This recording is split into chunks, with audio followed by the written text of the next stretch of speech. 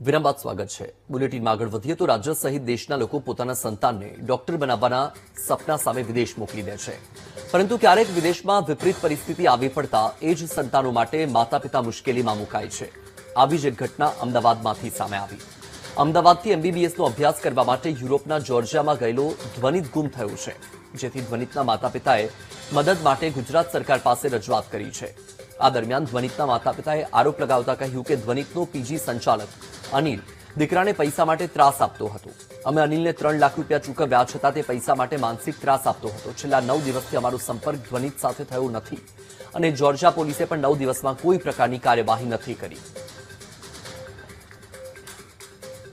તારીખ પછી મારી પાસે એનો કોન્ટેક્ટ જ નથી થતો। શું થયું છે એ ત્યાંની સરકાર અમને જણાવતી નથી। જોર્જિયાની જે પોલીસ સ્ટેશનથી અમને કોઈ જાણકારી નથી મળેલી। બસ મારી ગુજરાત સરકારને ફક્ત એક જ અપીલ છે કે મને મારા બાળકની જાણકારી મેળવી આપો। ફ્લેટમાં રહેતો હતો અને ત્યાંનો જે ઓનર હતો અનિલ કરીને એ મારા બાળકને હેરેસમેન્ટ કરતો હતો। એના પૈસા લઈ લે, એનું ખાવાનું લઈ લે, એને માનસિક ટોર્ચર કરતો હતો। એણે જે પૈસા માંગ્યા એ બધા અમે ચૂકવ્યા છે, છતાં પણ મારો બાળક નથી મળી રહ્યો। મને મારો બાળક, મને મારો દીકરો જોઈએ।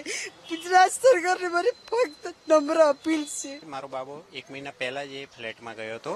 અનિલે એ ફ્લેટ લીઝ ઉપર લીધો હતો અને એને એના રૂમમાં રાખ્યો હતો। ત્યાં તો જે પર્સનલ રૂમ હતું એનું $2,000 ભાડું હતું પર મંથ। એણે $6,000 પર મંથ 3 મંથનું એડવાન્સ લીધેલું હતું।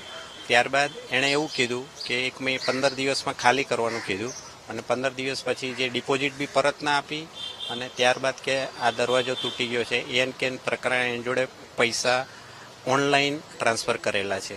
તમે કેટલા સુધી અત્યારે પૈસા ચૂકવી દીધા છે એને? એને 3 થી 4 લાખ રૂપિયા મેં ત્યારે ચૂકવી દીધા હતા।